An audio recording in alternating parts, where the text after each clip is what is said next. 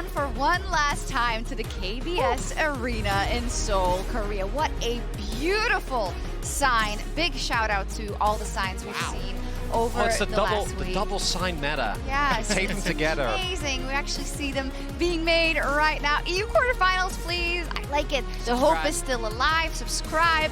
It is the final day of the Swiss stage, and it is indeed the final chance for the 6 teams we have today to make it to the quarterfinal, and only 3 spots left. My name is Shox, and I'm joined by Dog Chronicler and Jat to lead us into this maybe 9-game day. It's a long one. It's the most consequential day of the entire Swiss stage. I know, like, it's been this really intense format, but we've had, this will be our 9th day of Swiss, and 3 of the teams are getting eliminated or advancing, depending on what they do today. Day 9 games, it all has to come through. You know? It's crazy. But before we dive into it, though, I want to take a minute to celebrate NRG's win yesterday over G2, which was absolutely monumental. And, Jan, I'll let you go first because I know you were at the forefront and you're right here watching these games. I mean, it feels really good. I watched the games, then I went onto YouTube, and then I watched Kadrill's co-stream of the games, and then I watched Dplus co-stream of the games, and then I watched Perks and Dominate's co-stream of the game. I just needed to soak it in because I've been in withdrawal for so long of NA Hope. And I think part of the reason this one feels so good is we don't necessarily know what comes next yet, because there's been bigger wins in NA's history.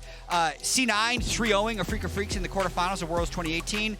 TL beating IG 3-1 in the semifinals of MSI. It's just those were immediately followed by getting swept by Europe.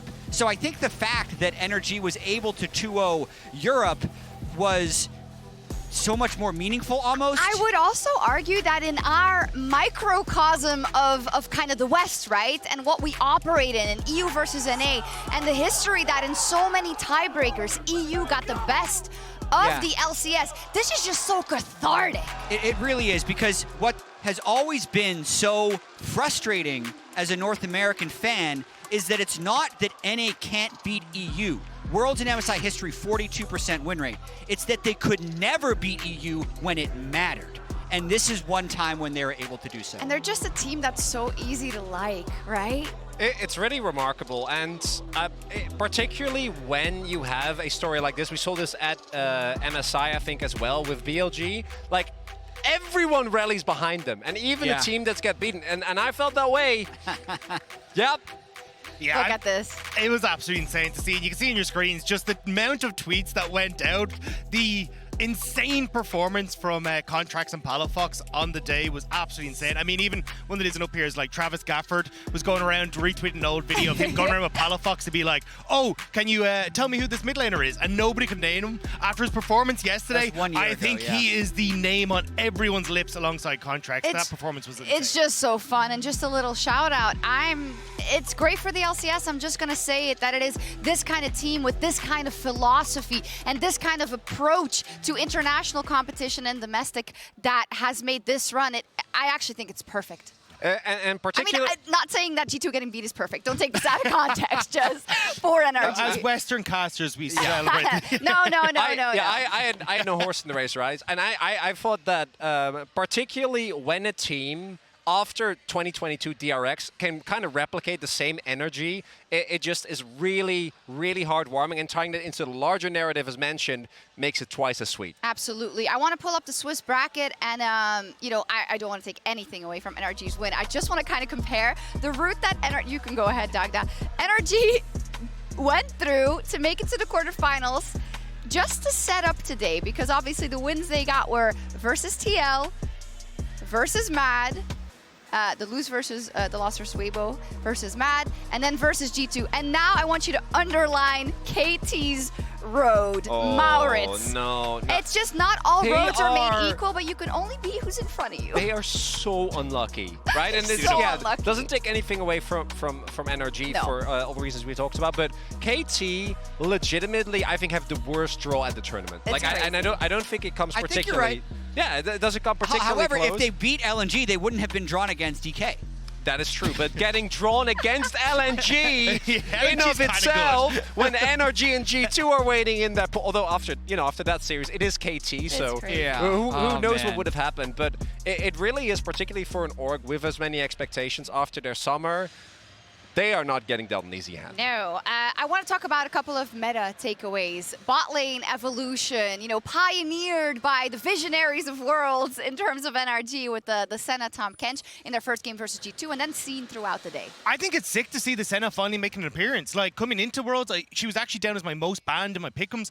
I thought she was so strong alongside the Tahm Kench. You can see her with things like the Neela, which I think is another pocket pick that we will see paired with her. She does so well at neutralizing these bot lanes, allowing you to then have an answer to things like the Xayah that have been terrorizing the bottom side of the map. She seems so incredibly strong, and I expect to see her way more in the coming few days. It also is finally an answer, and the meta developing away into from just saying we're going to handshake dive into actually answering dive. And I think that the Kench, even though that's been the main one and it is really successful, wouldn't be surprised if we see that even alone get banned away a lot more. And then maybe we get to see some of these really creative Senna lanes that I think we haven't really been treated to yet. It's going to be something to watch in the first series that will be KT versus Dplus KIA once again, but this time it's for all the marbles. And to kick off that LCK elimination series between them, let's hear from Canna after their match versus GAM.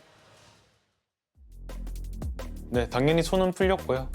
그리고 벼랑 끝에 좀 몰리게 됐었는데 어떻게 다시 2승을 또 아직 벼랑 끝이지만 좀 8강을 갈 수 있는 좀 단계에서 가까이 와가지고 정말 좋은 것 같습니다. 지금 최근 기준으로 얘기를 드리자면요. 최근에는 이제 탑에서는 지금 생각나는 게 럼블이 되게 OP라고 생각하고 그래서 충분히 탑에서 그 럼블 챔피언을 보고 무마를 할 수 있는 챔피언이 나가주면은 이렇게 한쪽은 바텀이나 다른 라인 세게 네 이거 오늘 첫 세트로 예를 들자면요 이제 좀 좋은 챔피언들이 1픽감이 이제 카이사랑 럼블이 남았었는데 저희는 이제 그 중에서 이제 저희는 카이사를 픽했고 좀 탑 라인전이 중요하다기보다는 뭐 당연히 중요한 말이긴 한데 중요하다기보다는 좀 뱀픽에 맞게 좀 수행을 하는 게 제일 중요한 것 같습니다.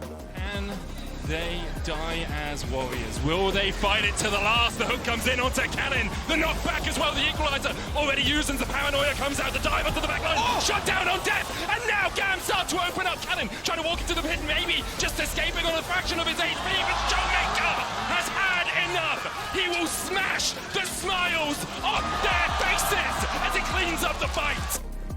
저희가 2패를 하면서 느낀 것도 되게 많고 얘기도 많이 나눴었고 문제점이 뭔지도 찾아서 이제 저희가 잘하는 거로 하자는 얘기가 많았고 그걸로 좀 밀고 나갈 것이고 일단 그때 롤드컵을 왔을 때 생각해 보면요 그때는 되게 자신감이 되게 차 있고 좀 내가 제일 잘할 수 있어 라는 마음가짐이 있었는데 좀 이번에 롤드컵 와서는 좀 그런 마음가짐이 없었다라는 걸 좀 숙소에서 생각을 해봤는데 좀 깨달았어요. T1에 있을 때와 지금의 나는 좀 자신감이 많이 없다고 했는데 그 말이 좀 저를 좀 깎아먹는 것 같아서 다시는 그러지 않고 좀 마음가짐을 정신수련하고 오겠습니다.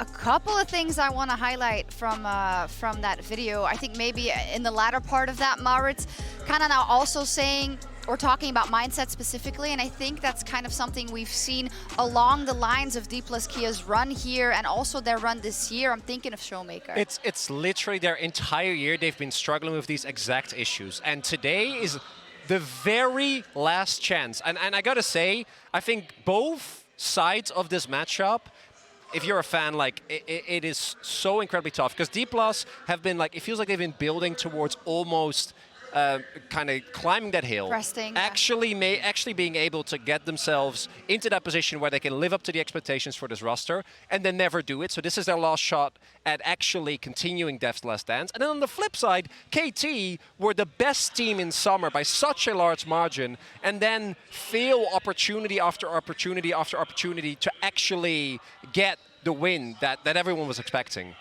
Yeah, I think coming into this, it feels to me like when I look at DK, they're still Dplus KIA, they're still trying to figure out kind of how they want to approach the game. We're seeing things like the Caitlyn, which they absolutely smash with, going for this mega long range. You look at things like the Ziggs, which is also this mega long range, but they haven't quite been able to make it work. And I think it kind of comes back to when we see on your screen how KT were able to have a lot of these comeback fights. It feels like when it comes into these big team fights, that's where KT are able to shine. And I know it's dangerous to say, but I think KT is favored based off of the history they've had against Dplus this year. And more generally, LCK teams at the World Championship in what used to be the group stage now has been modified to the Swiss stage, generally scale. They're better in week 2 than in week 1. And I think both of these teams, part of the reason that they have been moved to the lower bracket of Swiss and both sit at 2-2, is their meta reads were off. So you heard Canna talking about the fact that they needed to figure some things out and figure out what their strengths are.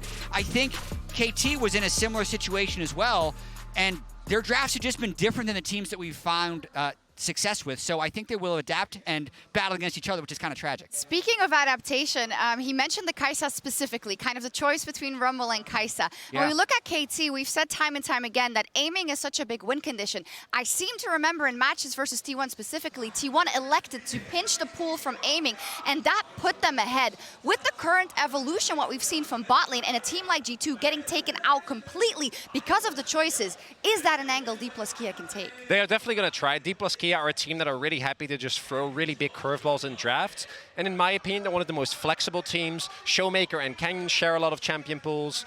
They're willing to also go for weird picks. We've seen the Ziggs already. I wouldn't be surprised if they try to go for a Senna lane.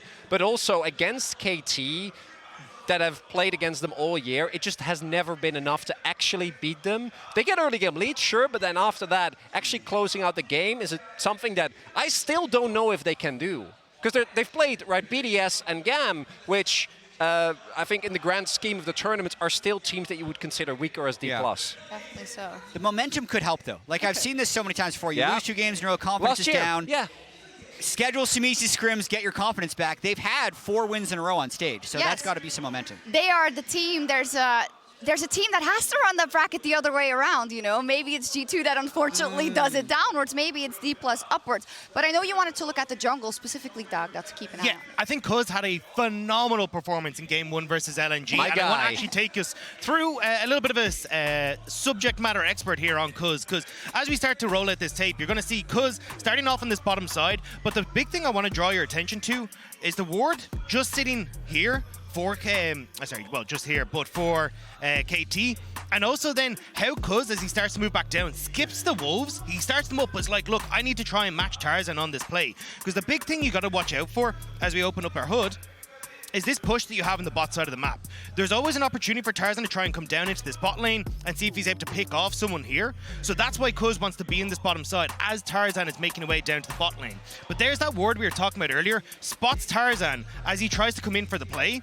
And it means that immediately you'll see the reset cancelled here by Cuzz, so he can go for the play with Lehends on the bot side, knowing that Tarzan can't get down here to try and interrupt. Sees Tarzan as well clearing out his wolves, so he's like, look, not even going to bother. I'm going to move immediately to the top side. Now again, he's like, right, I know Tarzan is going to be on this top side. So what I want to try and do is move up towards this top side to cover any sort of potential play that Tarzan could try and make sure that I'm in position to go for that. As Cuzz moves up, he's like, okay, nobody's here, I'm okay, I'm safe. So instead, he was like, right, well, Scuttle Crab vision is there. I want to move back down into my jungle and try and bypass this vision to come back into mid lane and make sure that I'm able to set up a fantastic gank in mid lane to snowball. Now, boss, cover top and make this play on the mid lane as well. It was incredible passing from Cuzz and showcases how good he was. And that's something we'll have to look out for today. We're close to going over to that first match. I just want to have your final notes, maybe, Maurits, about the matchup focused around bot. We have Lehends versus Kellin, who've had a big story against each other for many years. Really have. Matchup obviously goes way back. Kellin when it was on Team Dynamics versus Lehends on the first Griffin, and then a bunch of other teams. And Kellin has not had the best tournament thus far. I do think that the matches that he played really mattered, because that to me was the worst he's played. Like, even when he wasn't on a team that was expected to do well individually, I think those games really helped his confidence. But I also think Lehends looks like regular season Lehends, not playoffs Lehends. Although that Deft in that replay scares me a little bit. It is scary. You got to tell me right now, Dplus KIA or KT? KT, 2-1. KT. It's do or die here on the final day of the World's 2023 Swiss stage. Win and you move on to the quarterfinals. Lose and your entire year ends today. It all comes down to this.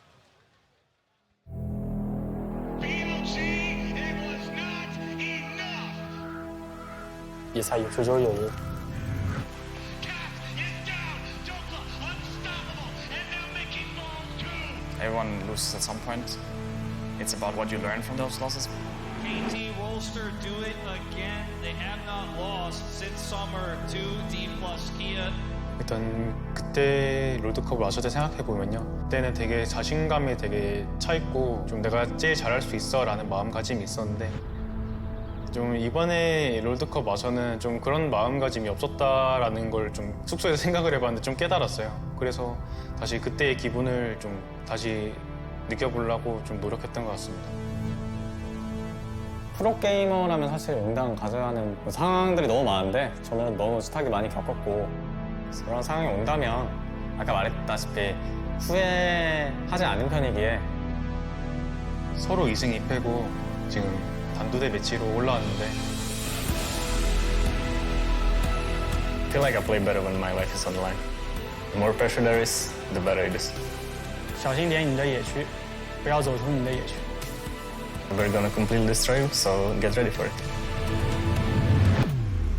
其实我们在 MI 赛的时候也是在绝境的时候遇到了 GTO， 但是我们赢了他们，所以这次世界赛我们又到了一个绝境的地方，我们又遇到了 GTO， 所以这次结果还是会一样的。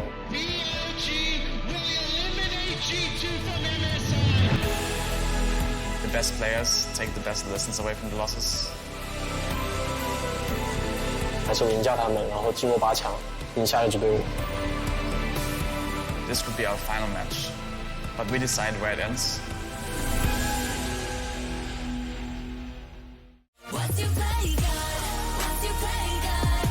They gotta crumble one by one. Let me go right, right to the sun, like it's the day my kingdom come. Baby, we're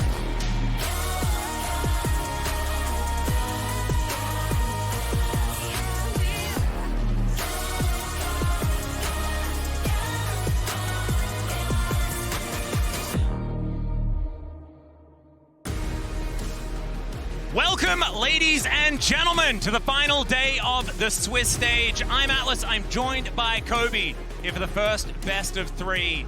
It is LCK versus LCK. And in order to make sure that you guys don't get completely overwhelmed with LCK-isms, I brought Kobe with me just to make sure that we I'm keep doing it my all trial. baseline. Yeah. I'm getting the full experience too because in the West we always have the setup where the play-by-play is over here, and I'm always on that side. I've never had to switch my my headset to this side. Is it confusing? Like, can you is it blocking I'm gonna your vision Zoolander and this stuff? pretty bad, I think. We'll see about the ambidextrous casting. Yep. I'm super excited again for this. Oh my god, it's so hard not to say that. For this rematch, though. Well, okay, let me give you some options. You've got exhilarated. Okay. You can feel exuberant. I'm just looking forward to it. Yeah. That's another one. E-words generally are okay as long as it's not an EX word, and then you can really get yourself into trouble.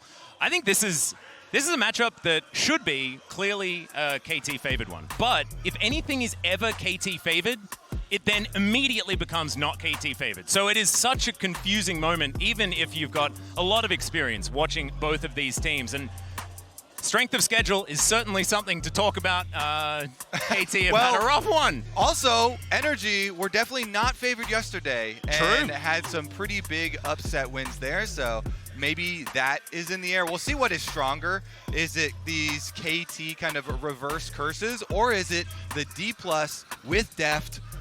The last dance, the dance continues as Season 2 has started here in the lower bracket of Worlds 2023. Yep, and KT have, of course, had Dplus's number throughout all of summer, but in spring, Dplus did have some moments there while KT were getting themselves together before their best run in history.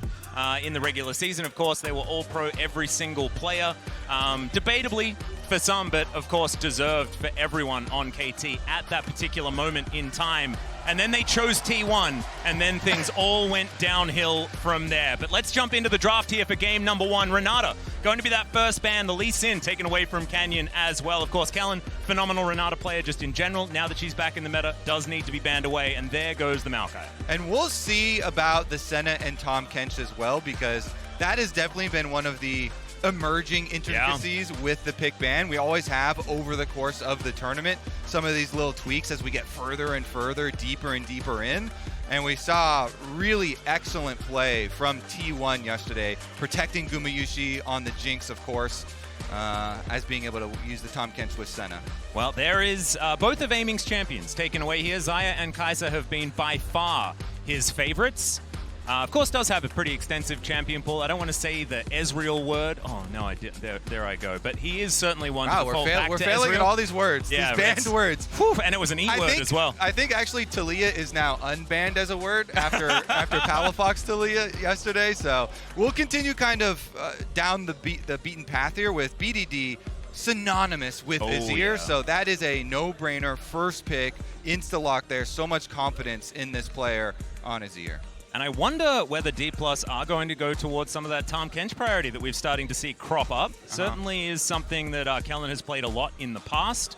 But there's the Caitlyn. It managed to get through the draft. Deft already 1-0 on this champion so far, but it's instead going to be an Aphelios. Makes me a little bit sad, Kobe, because I think that Caitlyn is something that they have leveraged extraordinarily well. So we could be looking at an Aphelios Orianna double carry composition style from Dplus. I want to see what they're going to protect the Aphelios with, though, because that has been one of the big weak points of these AD carries that don't have their own dashes, don't have their own self-peel ultimates either. Well, there's the Rumble, going to be locked in for Canna. A lot of power towards that top side. Of course, Kiin, not necessarily a notable Rumble player himself, but Canna has found some decent success as the Zeri is going to be locked in. I think we're going late game with some of these supports as Lehends on one of his favorites. And you were talking so much about Aiming really needing an AD carry with mobility there. Yeah. Zeri still has it, even with the 5 base move speed nerf onto this patch that we went into with. So will be a lot of scaling for KT here, though, with Zeri and Azir as your carries. And basically, Aiming just needs a get-out-of-jail-free card. If he has one of those... Jump through the wall. Yeah, jump through the wall is a pretty good one, you'd have to say. But there is Jarvan being considered as well. A phenomenal combination alongside the Rumble, and something that Canyon can certainly get work done on throughout the early stages of this game. And the early game is going to be extraordinarily important. We're actually going over some stats together, and I'll let you guys at home know. Both of these teams at 15 minutes have above an 85% win rate across the year. So we've decided for this series, we're going to call each game at 15 minutes. Yep. And and then we're going to just play music from 15 minutes onwards, and we'll just enjoy it as it plays out. But we assume that the game is going to... No, it's not true. But we'll see exactly who's going to be able to draft towards early game a little bit more effectively. So far, it's definitely Dplus with Zeri and Azir on the other side. all right, let's see them whittle down a few more of these jungles here. Trying to take out Tank at front line. So they split it. Sejuani and the Cassante. No more answer here for Kiin. It's been interesting to see people's attempted answers into this Rumble. Yeah. Rumble has just really been a top lane pick that has had huge priority, and especially in winning lane early and then transferring that power into the early Rift Herald. So locking up the Rell with the Aphelios does mean they're looking a very offensive look with this Dplus squad, not trying to peel back for the Aphelios. Does have a lot of CC options and... Oh, he's going to lock it! It's the Kiin the special! Kiin top Ryze! All right. We've been waiting for some range options into the Rumble because it has been difficult for people to try and play the super popular and common top lane chips. So we get the double lock in here, though. Viego comes through, another sought-after one, that dueling AD threat from jungle. If you're locking in double AP solo laners, you definitely need that AD jungler. So like KT rounding it out here. Yeah, really cool. Of course, Kiin has been pretty successful on this champion in the past. There is the Neeko locked in for ShowMaker, though. A lot a team fight for Dplus. And as far as red side drafting is concerned, I actually feel like Dplus are going to walk away pretty happy from this one. But if KT can get to 30 minutes in this game, I have a feeling they're going to be pretty happy. Yeah, I was going to say, Dplus very happy, especially if we are actually calling the game at 15 minutes. Yeah, right? Because they have a lot of early game possibilities here. But the late Viego pick, that really is going to be kind of the bridge for KT. What can Cuzz do to kind of get them there? A lot of control possible for him. Plus, we have a big magnifying glass on both of these supports. Both of these support players are guilty of inting Alistar, and so they banned themselves with Alistar this time around, but they have gone with 2 frontline support champions, and we'll see who gets added more to the death fund, the Alistar or the Rell this time around. Yeah, I mean, Kellin was definitely the talk of the town after that Alistair performance, but I still have Lehends just standing there waiting to die in their last matchup, and that is just scoured into my brain. I really want to get rid of that, so hopefully they have a clean performance here today. Of course, we're going to be sending one of these teams home. The other one is heading towards knockouts. Dplus are our 4th seed. KT were very close to being our 1st seed after an incredible regular season, but were then pipped at the post by a resurging T1. And KT should theoretically be your favorites moving into this one. My opinion is, I have no opinion. I have no idea. Yeah, we'll see who's stronger. KT 5-0 so far in summer versus Dplus. But Dplus running the lower bracket, they have the unbreakable spirit on their team. They have Canyon and ShowMaker trying to get back to their glory days. And now we can hear as well the fan chants erupting throughout the KBS arena. Feels a little bit like home, you know? It feels like Lolpark. It does. I was looking around when we first got up to the caster booth also, and I saw all of these Canyon, ShowMaker jerseys over here, and I was like, oh, this must be the Dplus side of the arena. And then I looked at the rest of the arena, and they're just everywhere. Deft jerseys everywhere. So it seems like Dplus definitely have some crowd favor. They certainly do. Just a reminder, guys, you can connect your League of Legends account with Prime Gaming. You can grab the exclusive experimentation emote, and then you can flaunt your stuff. Of course, Heimerdinger always reminds me of a certain previous Dplus support, then now DRX support. That support has been on your mind all day, Atlas. Huh? No, he's always on my mind. He's just permanently on my mind. It's how it goes. I have a feeling he's still going to somehow find a way to win Worlds. We'll see whether he can. Here on this bottom side, Deft and Kellin. Sometimes, as in Aphelios in some of these matchups, you can have a rough time early, but against Zeri, you're probably not going to. May not necessarily see too much action in the early game, but Ignite has been taken on the top side of the map by Canna, following the Huni rules. You love to see it. We'll see whether it's actually going to be successful up into the Ryze, because Kiin has been a great Ryze player for years, and he might just be able to bully this Rumble up towards the top side. Speaking of bullying, BDD in a little bit of trouble here in mid lane. Yeah, ShowMaker doing a good job harassing here. Mentioned it before, but APA posted on Twitter one of the little tricks with Neeko, talking about, cute little hook is going to connect onto Deft there. Kellin just standing in front of his AD carry to try and keep him alive, but a good trade for KT already. If you are Neeko and you transform into the minion as your spells land, then you can count as a minion, and so you don't proc a lot of the runes or Doran's shield regen that proc only when champions hit you. That's very cute. I didn't know that. All right, we'll see whether ShowMaker is going to utilize that tech. Generally, ShowMaker is known for really good emote tech. He was about to get a solo kill, I seem to remember it was a couple of years ago, but managed to get the Teemo emote up in the middle of a play, which I thought was pretty impressive. I want to see how fully they embrace the Braum meta as well. That's true. The Braum emotes have been taking over. Which one do you think's better? Is it, okay, BDD taking a bit of damage, but I think he's going to be all right. Is Take Notes better, or is the Braum emote better? Because I loved the Take Notes. I mean, I did love the Take Notes. That one's really good for when you make a misplay and you can flash at your dead body. But the Braum just, it's so good. It really does resemble like the Keck W. Yeah, it's so true. It's gets everybody laughing. Here we go, though. We get our first move after Viego here. Cuzz has finally finished up his full clear into his Scuttle Crab, and so junglers, you can see on the mini-map, hovering towards mid, but that's going to be it. Everybody gets out. Yep. Cuzz gives away his position. Canyon knows exactly what's going on. Rift Scuttlers will be traded, like you were talking about. Canyon shouting out Fnatic here, which is fantastic, you know, supporting them before they play later on today. I mean, there was also interesting skin tech with that particular skin earlier on that Riot quickly fixed and changed. Yep. Where it would be a lot quicker with the flag animation. So happy to clean that one up in time. Calmly starting out my LCK experience, Atlas. I feel like this is very accurate, you know? Oh, absolutely. Double LCK teams farming away, opposite sides of the desk. It's an immersive experience. Basically, you need to learn how to not talk about what's happening on the screen as much as possible. But I think you're pretty gifted in that department, Kobe. I think you'll be absolutely fine. We delve pretty deep into Indeed. the caverns of the mind sometimes. Thankfully, we've been able to deal with the jet lag pretty easily this time around. Yep. ShowMaker with his fake Infernum in the mid lane. Just having a bit of a good time.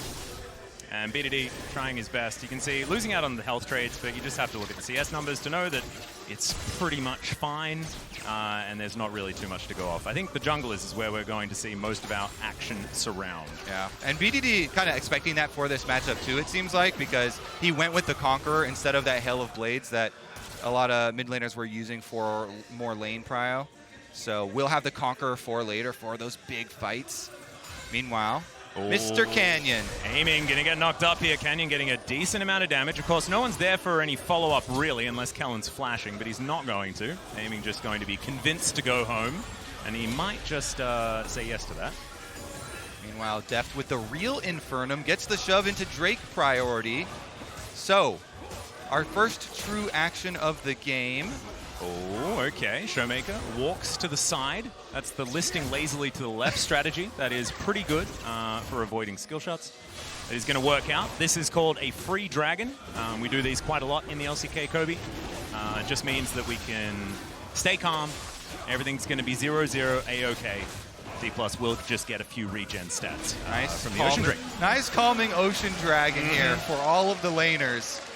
And the golf claps erupt. Oh, is it going to be Cloud into Chemtech for the least interesting possible? I mean, I love Cloud Drakes, don't get me wrong. But Chemtech, though, I would say Chemtech Rift is one of the most exciting rifts. That's true. I'm more talking about the stats you get as a champion. Yeah. You're right. The Rift is better. Yeah, the Rift. Oh, but it is, you can use Blast Cones to get yourself to safety much more effectively. However, Neeko utilizes Mega Blast Cones better than most other champions because you can pop blossom from a million years away. And ShowMaker is a bit of a that one. ShowMaker is a bit of a troll sometimes too. So I want to see how fancy ShowMaker gets with his Neeko play.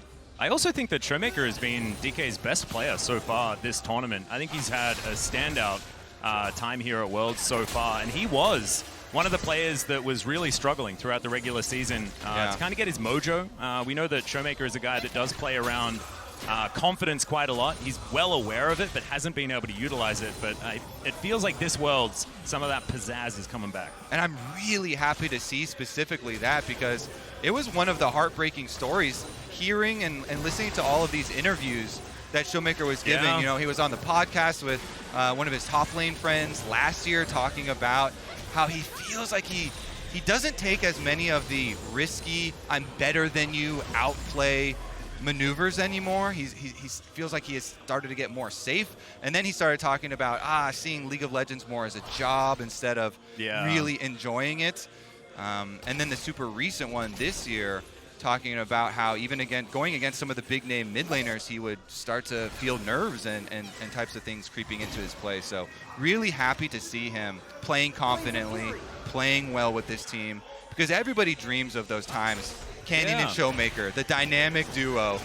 And 2019 to 2021, some nice glory years. No, absolutely. And I think that the Shy also has illustrated this. Winning Worlds as early as they did, it does mean that you don't quite put into context what kind of achievement that is until it's in your past, right? As Aiming's looking for a turret plate, he will be able to get it here. As Dplus are going to collect themselves a Rift Herald, uncontested once again. You continue to tell stories for about as long as you like there, Kobe. And of course, KT very happy to do this because they have Ryze, Azir, Zeri. I feel like we're going to turn into those wacky inflatable flailing tube people outside the gas station just shouting, "It's free!" Oh, well, this might be free as well, as Kellin is going to get knocked up, crashes down to try and get out of the way, and is going to be able to flash to safety. Does have to put that one on cooldown. That was almost some action with a result, and I guess having a flash down is certainly that. The flash down, the crash down, and the ignite down. Let's see. 1-for-1 summoner trade. There we go. Balanced as all things should be.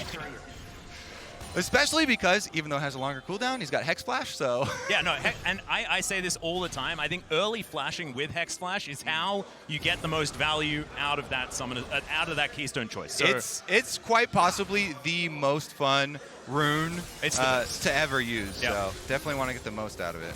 I think that honestly, like, you should just flash at level 1. You know, get out of the fountain faster. You know, that's what I think. Some good old-fashioned all-chat bait. Oh, That's pretty rare nowadays. It's actually pretty hard because so many people are muted. Right? Makes it a bit sad. However, Kellin now has that one on cooldown and is now looking for a little bit of an opportunity. And aiming down on the bottom side. He's going to try and defend against Deft and Kellin as they do push up. He's got a fair bit of gold considering those plates that did go down. But of course, with no kills, haven't been able to see any acceleration. Haven't seen any Zeri certification moments, as Wolf would say in the LCK. We haven't really got there yet. We'll see whether aiming does get that slight advantage to really make Zeri feel like the old version. Yeah. Pretty nice and calm scaling so far. We've got a big 10 CS lead in the top lane for Kiin on his Ryze. Huge. Okay, so he's out of control. Kiin's going to have to be looked at here. We'll see where the Canyon is going to... Rod of Ages, Seraph build. So he's looking for the long con here, the double mana scaling build. And then we'll truly get to see why it's so iconic for him. Yeah, maybe 3 items is when we're going to start fighting. Seraph's I'll take that Rod deal. of Ages fully stacked in the Void Stuff, maybe. Okay. He might go Zonya's in the middle, and we might be fighting on 4 items, Kobe. Can we craft some theoretical battles in our minds Yeah, we now absolutely while can. we're waiting? Do you want to cast Some them? epic. Let's try and cast together a moment that we're thinking about that might happen in the future. Yeah. It could potentially happen now, as the Cloud Drake's being started here by Canyon. Deft and Kellin are first on the roam. ShowMaker moving up as well. It's going to be 2 rumbles. Wonder where these equalizers are coming from. That is a teleport to the top lane, though. So, KT, you are not fighting this. You are giving up the second dragon, and you are moving away. Lehends not quite getting the memo, but I think he is going to be able to take that and teleport to the top lane. Kiin not going to get... Oh, he's going to get snared, actually. ShowMaker demonstrating some hitbox shenanigans with his Neeko. So good rotation here, and they utilize the 1 teleport available to them to make sure it's just 1 turret plate and not 2. But Atlas, that dragon was not free. That was a turret plate. There is a price tag on it. It might be cheap. It might be discounted. But it also means that Dplus are going to get this dragon to start stacking. And it's not going to be the Chemtech Soul that we were talking about. It is a Hextech Soul. So this will mean that Dplus, there could be more action because Hexgate's definitely going to be an avenue towards that, as Rift Herald is just going to charge through, and it's just Canyon getting the money, and KT are going to clear it up, so some turret plates do go over. DK still behind in gold in trade for the dragons. This might mean that we could get a little bit earlier action because Dplus need that, right? Because they're the team that is going to eventually get outscaled by KT. And so getting to the point where they have Soul available is going to be really strong. Let me tell you, though, when it does happen, it's going to be explosive. Oh, so good. So good. I mean, we've already seen what the team fights are going to look like in the future. Let's start it out, Atlas. We're creeping through the brush. We drop our control ward. Kellin is there first. On the Rell, ready for the Flash ultimate crashdown play. He starts it out. Canyon follows up with the EQ, Cataclysm, then Canna lays down the Rumble ultimate, ShowMaker on the flank, and they wipe KT. Incredible. And in the meantime, Deft is taking the bot lane inhibitor turret by himself. Absolutely extraordinary stuff. He will then take the inhibitor as well because he doesn't like inhibitors, ladies and gentlemen. This time But then last it's year. going to respawn just when they least expect it. Just in time. And then all of KT, they're coming out of the fountain, streaming out of the fountain. They ace Dplus, and that's all she wrote. So that is what is there to look forward to. But we're not quite there yet. More turret plates on the menu here. 10 seconds until they fall down. Not actually going to get the last one. ShowMaker does deter aiming from taking that. Stormrazor in hand for the Zeri. And a Kraken Slayer for Deft. And Stormrazor is pretty fun. Ever since the recent buffs, not so recent now, but ever since the buffs to Stormrazor, if the opponents do not have a super hard tank, like a top lane tank, I do really like this item as a rush item for AD carries. you can say, hey, you know, Cannon's going to get pretty tanky on that Jarvan. There's so much health in the Juggernaut combo, basically, with the Gore Drinker, with the Shojin. Kellin, though, I think he might remain a little squishy. Yeah, it's certainly been what it seems. Let's have a look at the lane economy snapshot. Still KT with some advantages. Thank you, MasterCard, for that one. But at the moment, I mean, we're not seeing anything that is anything to write home about, Kobe. As, okay, this might be something. There's the Magnus on first blood at 15 minutes. Cuzz is going to go down, and Deft picks up the kill. And it's Kellin from the brush. Makes it happen on the Rell. No hesitation there. And honestly, for Dplus here, we're talking about they're getting so many objectives for free. This one they actually get paid to take. Yeah. So that's even working double time. In the meantime, of course, KT, they did have BDD in the bottom lane. Bottom lane outer tower taken for KT. Deft though. Yeah, teleport is going to come through, and now they're looking for a potential kill. The crashdown should be available here as there is the Shattering Strike, pulls him back, and Lehends goes down too. Well, well, well. This seems like a landslide starting to build here. We're waiting for the late game. Okay. KT, just don't worry about it. Just a couple don't kills. Worry about it. Yeah. There's no need to get E-word about anything. Yep. We're just scaling. But no, this is definitely a great play for Dplus, and the fact that they still have tempo with them taking the Rift Herald the whole time, man, you couldn't ask for more. I love it from Kellin. I mean, Rell, the main combo you need is to be able to Q flash. He goes immediately for the Q flash. He got the full engage there, and then Deft uses his stopwatch. And they get the answer kill on Lehends as well. And that one was just an easy Q, no flash for Lehends. So one more for the Nautilus Deft fund. And also Deft not being caught window shopping there either. Really quick on the trigger finger after the flash dredge line from Lehends. So really nicely played from Deft. And it's a pretty early stopwatch for an AD carry to have. So definitely, if you're not constantly spamming the tab, updating to check, might be caught unawares. Won't have it for this soul point fight, though. Dplus certainly looking for that one as, oh, in they go. Cuzz going to get Cataclysm, has to Heartbreaker to get himself out of it, but now won't have his ultimate. Canyon in a similar boat, though. They're still looking to utilize the advantage that they have with Vision and move towards this Dragon. KT not wanting to give this one up. Teleport is going to come through now as Kiin looking to make himself known in this game. Canna can utilize the Equalizer. They do manage to make it through the choke point. Canyon and Canna a little bit further forward as DK getting towards Deft, trying to make sure that he stays safe. Realm Warp is going to bring in just Kiin, and there is the Rune Prison onto Canyon. The Equalizer comes down, Pop Blossom under two though, and DK will wipe them out. Only a couple of kills, and the Drake will reset, but I have a feeling Dplus can just go back and take it as Kiin. 50% health, but that was a shape splitter. And now Dplus on this Drake. This is starting to look very Dplus favored. It certainly is. Deft is back, and look at ShowMaker on the flank. Looking for the angle, aiming on control vision. BDD is going to be able to skate his way out of this. ShowMaker just making sure that he has full information, but this is going to be soul point for Dplus KIA. And KT kind of reeling now. Yeah, as much as we talk about their scaling on this team with the Ryze, with the Azir, with the Zeri, they are quickly getting outpaced by Dplus. Well, look at Canyon as he got hooked in, comboed. He did a nice flag and drag over to the rest of his team, though. So ShowMaker is able to come in and peel for him. Then he gets the Triumph peel, so he's just fine. They can restart Dragon, and as you know, keep to that very quick Dragon stacking pace towards their Dragon Soul.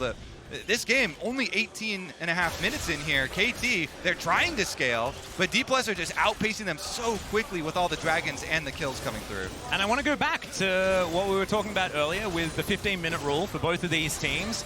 The first blood happened at 14 minutes and 50 seconds. That was when Dplus managed to get an advantage, and maybe, you know, KT looked at the clock at that stage and they're like, where are the stats, guys? Let's just focus on game two.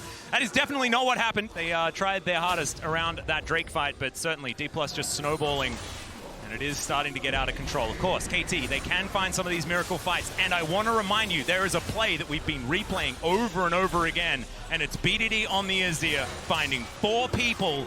In that game, they were behind about 5,000 gold or something like that. It was a big lead for Dplus, and it wasn't enough to close it out against this man's Azir. So it is not over till it's over, but it is difficult even though they still have an advantage, slight gold advantage for KT. Of course, the Dragons will skew that towards Dplus.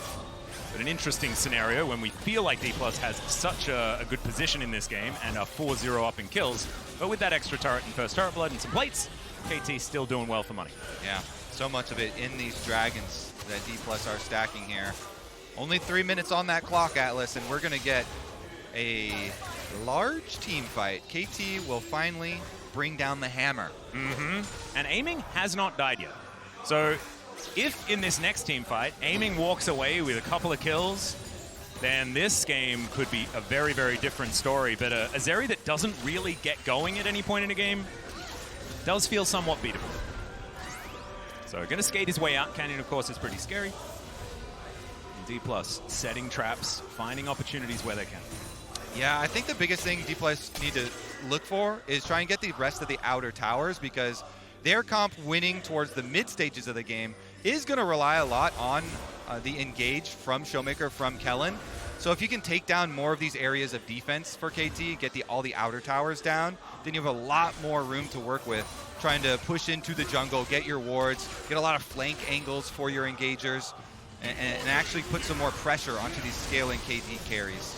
Speaking of scaling for KT, Kiin has picked up his Rod of Ages 9 stacks, very, very close to maxing that one out to get that extra level. Seraph's Embrace also done, so the 2-item spikes are really starting to turn up here for KT. Quick Blades as well as Storm Razor, and then you've got Nash's and Ludens done for BDD as well. So if there is a time to fight, might be an opportunity. However, nothing to really fight over unless they want to start an early Baron. So Dplus able to put some money together, maybe get a Zhonya's for ShowMaker perhaps, a Void Staff for Canna. His second item, Void Staff, is pretty early here, but running double AP does incentivize a lot of Merc Treads. You can see there's 4 of them on KT, so getting through a bit of that magic resist does make some sense. Yep, definitely love it there.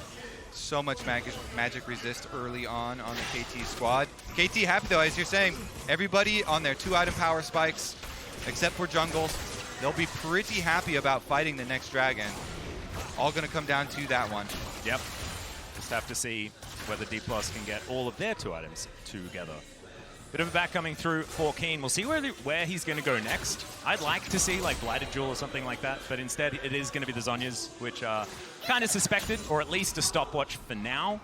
Make sure that this next team fight is going to work out. The stopwatch count, something that Brendan Valdez really does well. Yeah. So far there are a couple picked up for KT and 1 on the Neeko for Dplus. And those are what you want to buy when you know so much of the game comes down to the next big dragon fight, because the value of it, of a one-time use for one single fight, is so astronomically high.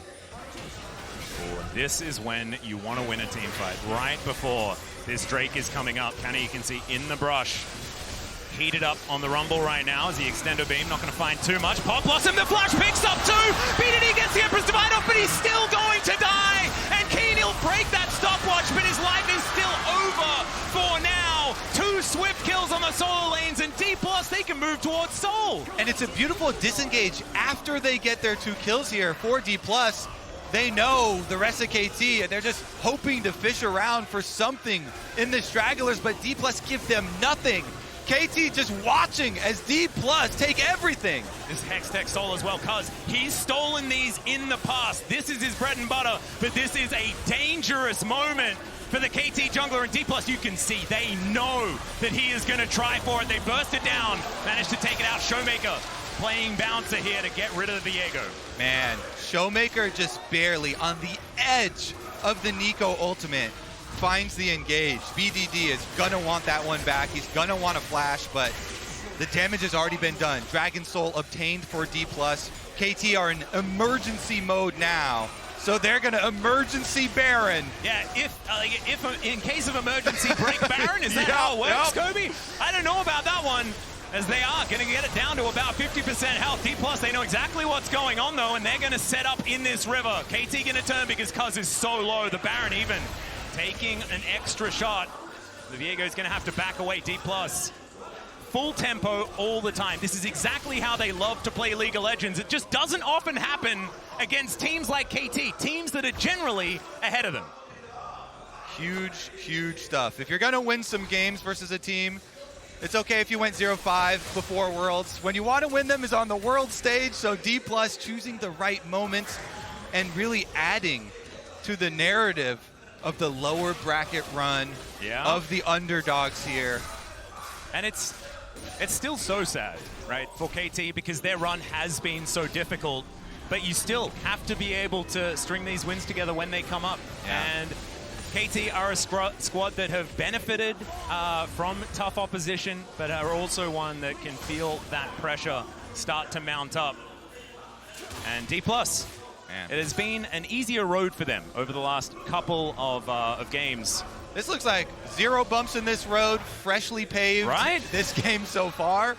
It has been really good play. You know, props to Kellin for his earlier engages. Props to ShowMaker in the previous team fight.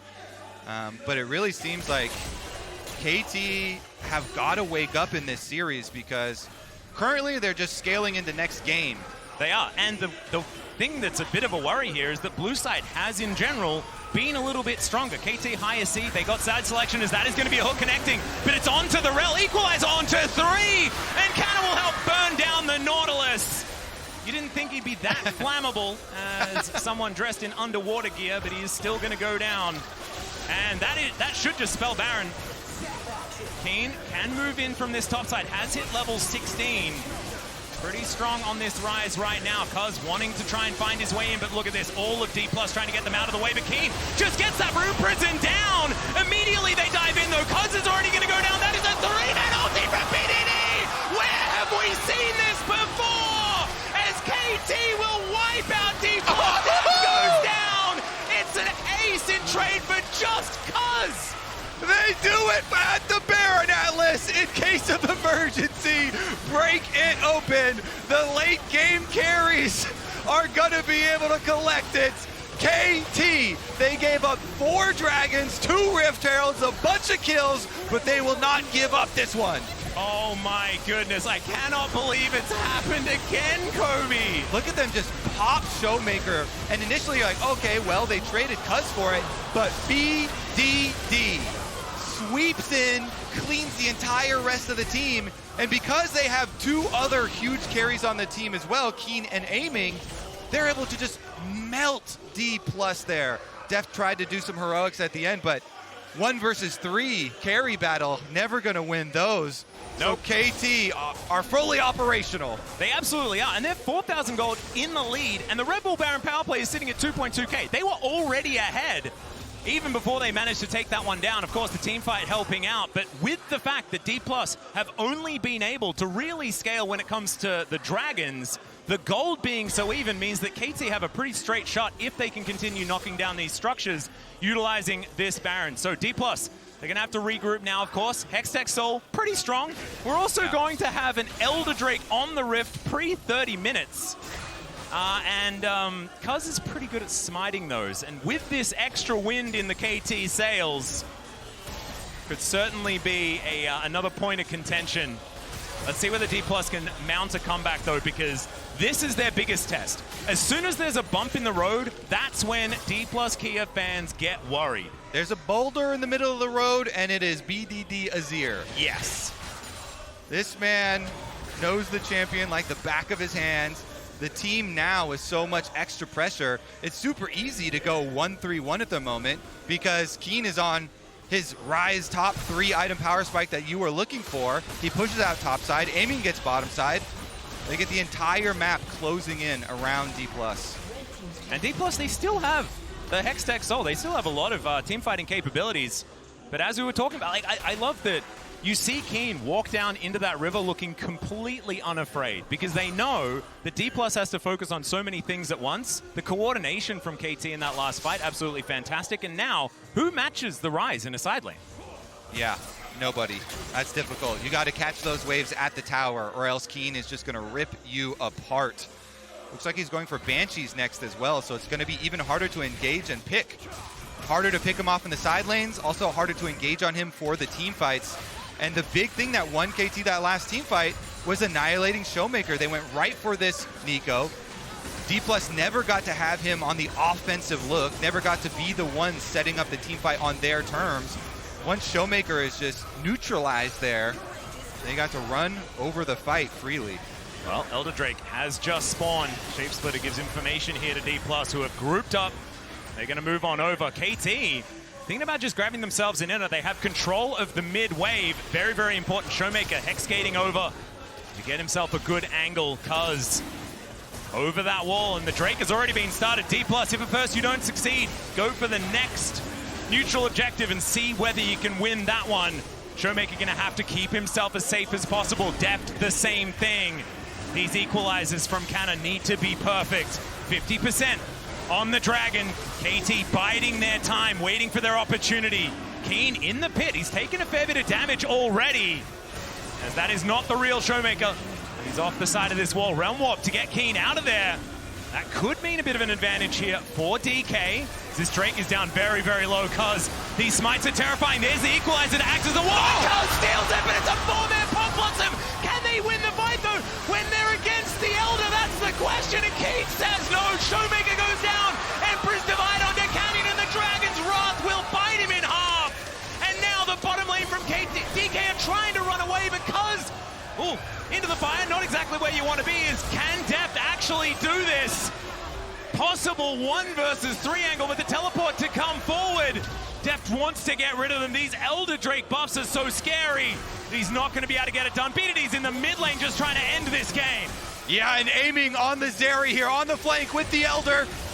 Well, Deft is going for one last shot in this game to see whether he can get something done, but I have a feeling the Dragon will say something about it. Down to the GA. And KT have him surrounded. There he goes. Aiming goes to 4-0-5. And Lehends and BDD will say goodnight to game 1. It was looking awful. It was not looking great for KT. And then everything went their way. Just takes one little sweep. I have never seen a team so calmly give away the entire map for the first 25 minutes of the game, including the Dragon Soul. But KT, they win the Baron fight, they win the Elder Dragon fight, and they're coming to win the game. Yep, and it's just them relying on the fact that Cuzz is so good at getting these smites. I imagine they never thought that there was any chance the Canyon was going to take that, because Cuzz just gets those. He's really good at it. They flip them all the time. It bothers everyone at the LCK, but it seems to work out. Wow. And now it's a 10,000 gold lead, Kobe. Wow, wow, wow. I guess today I learned not to doubt KT scaling. I guess not. I mean, the thing is, we saw so much scaling lose yesterday. I know. I'm just doubting it at all corners. Cuzz just walks straight up, though, with the WQ, steals it, and then with the Elder Dragon execute. Such a huge, huge power spike for them. Such a difference maker in these team fights. They're annihilated. BDD, again, onto the front line, pushes them back, has his own Zonias. You know already nobody gets out. They get 2 inhibitors for it. So the lasting pressure here from 2 inhibitors being down, KT have the luxury of getting another Baron for themselves and then just returning to top lane to finish the job. Yep, Super Minion's going to be helping them out as that 6th man in mid and bottom lane. I guess 7th, because there's a couple of those lanes. So the Baron goes over for free. 12,000 gold the lead. Surmountability getting very low here for Dplus KIA. And the Rebel Baron power play is only going to stack up. The first inner turret is going to go down as far as this push is concerned. There's none more of them left available. 9 turrets to 1. And we mentioned giving up the map, but they never gave up turrets. They were also able to cross-map to get extra plates onto aiming as well. KT just biding their time, and it worked. Even being down in kills and down in dragons, they were still up in gold a lot of the time because of those turrets, because of the turret plates, because of the farm. They were just looking at their wallets the whole time. Sometimes he's going to make the investments, you know. They knew exactly when to sell, and it was... Diversified their portfolios. They were calm.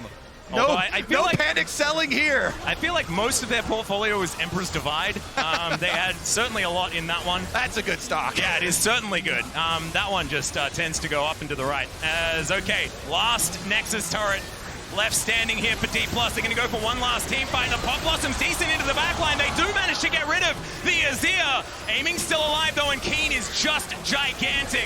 That was actually the real ShowMaker, and he is going to fall down, but now it's Aiming who's in trouble. He's down to the GA Canyon, trying to keep Deft alive. He is going to be the win condition in this one, but there are 4 KT members. Their health bars are low, but their damage is so high. Red-white guns gonna save TK here as Kiin just realm walks on top of Deft. Aiming locks down the kill. That will be the ace, and that will be game one for KT.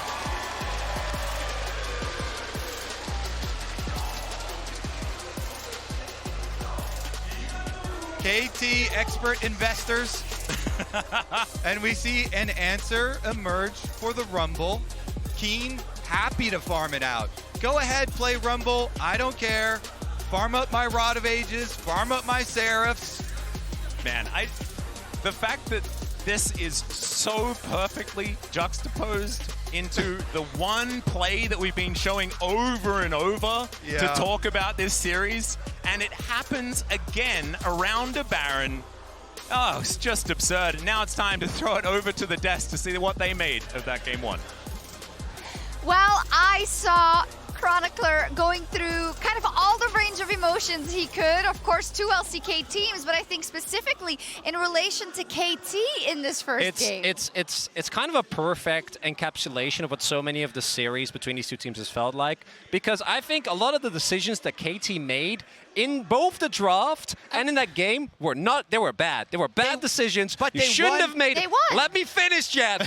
They shouldn't have been made, but in light of how Dplus has been unable to deal with a very specific thing when KT played him, specifically the team fighting, I think in a really weird way, knowing these two teams, it makes sense. But if you're someone like Dagda and you're like, what is going on? I hated this game. I mean, I hated it to its very core. The Hex It made me sad. The Hextech Soul. Normally that just ends the game. But And it it was should. it was the reverse. They got Hextech Soul. It gave them the confidence to walk to Baron here, and they got destroyed. And I gotta say, the moment when I see Zeri and BDD, or Zeri and Azir for BDD and aiming, they've done this a million times, but usually it involves a lot more early game where they're able to use the power of Viego and Nautilus to like be early to an objective and then get a couple of kills for aiming and Zeri, and then they win that way. They don't generally just sit around and do nothing for 20 minutes. Yeah, I think for me, it was, as you were talking about that Baron fight, like the fact that Dplus KIA are like, hey, look, we've got this great term with things like the Jarvan, with the Rell, and they're just sitting in the pit this entire time, letting like BDD set up for that great engage. They're not really trying anything to at least separate out this side of KT, because if KT are able to like spread out multiple different angles, you can't focus one person down, and it makes it very difficult to continue the game. But, I mean, they kind of just gave it to them. Wow. It's crazy. The Elder fight ensued as well. Do you want to tell us about your Yeah. Let's actually figure out what happened in the fight. Let's see. Yeah, well, I mean, the Baron fight, I'm still kind of confused, but I do want to give credit to KT. Once they get to this stage of the game, keep track of where aiming and BDD specifically are, because they have played, I don't know how many, I've lost track, but a million type of games like this. Now, does this still come down to just an Elder flip? Sure, but specifically for Kellin, as well as for Canna, I think it is actually very hard to try and get through. And if you try and over-invest into these two members, and Lehends stops you, and Kiin at this point is also a walking turret, you also instantly lose the fight, right? So if we play the clip, I think that you see as well that Dplus is, there we go, very aware that they need to try and get something going. 1,300 health on the Nash, but at this point, by the time where they go in, aiming immediately has jumped over this wall, and no one on Dplus can actually deal with him this late into the game. Deft doesn't have a front line, and if they win the flip, they probably win the game. Yeah, it's crazy. Cuzz, though, Yeah, he doesn't lose those flips. He doesn't lose those. So it's fine. You know, yesterday, Chronicler, when Energy had the soul against you two, and you're like, what are you worried about? They're going to win this game for sure. I feel like Dplus fans would feel the same way about this game. Oh, they would not. They have... No, they would not. I assure you. I was not confident in the NA game because literally they had all four dragons. Yes. They had Aphelios for I know. Deft. But no, but you got to understand, Dplus, their team fighting is just, it's not good. It hasn't been good all year. And that was the point that I wanted to make. I felt like when you looked at this team, you were like, hey, you need to go and take fights at chokes.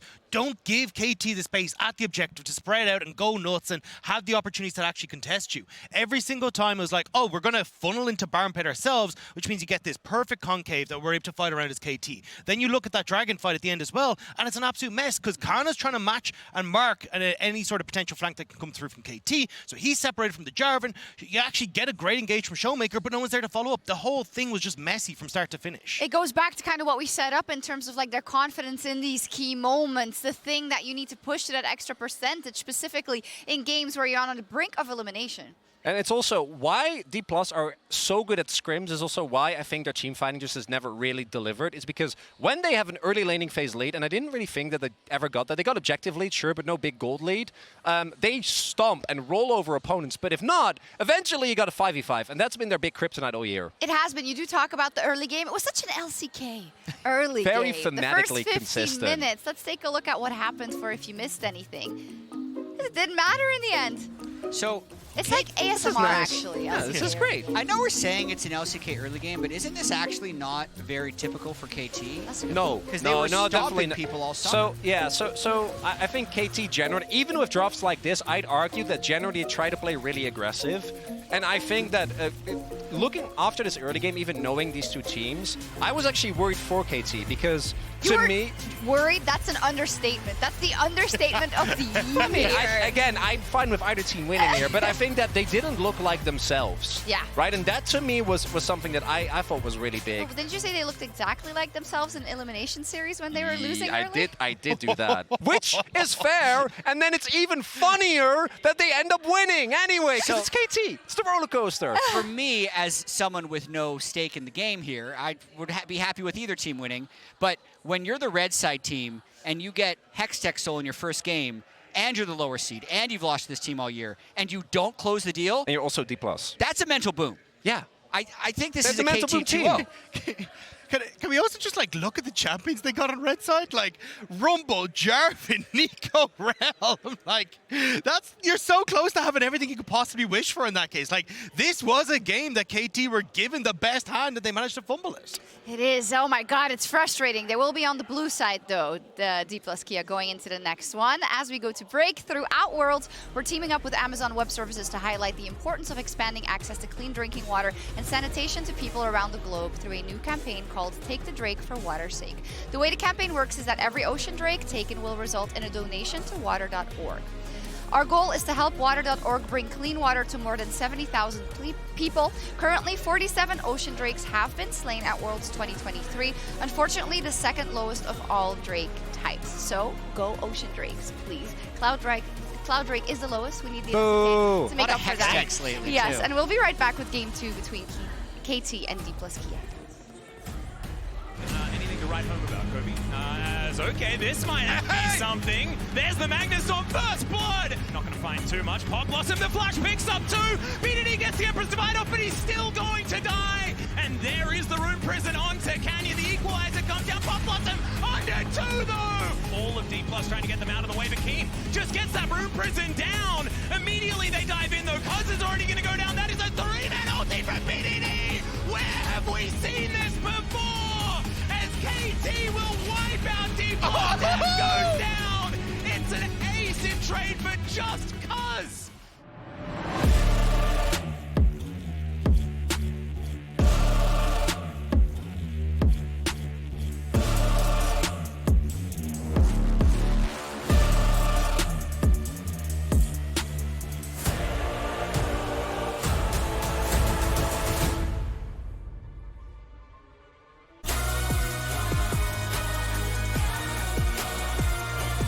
What's your play?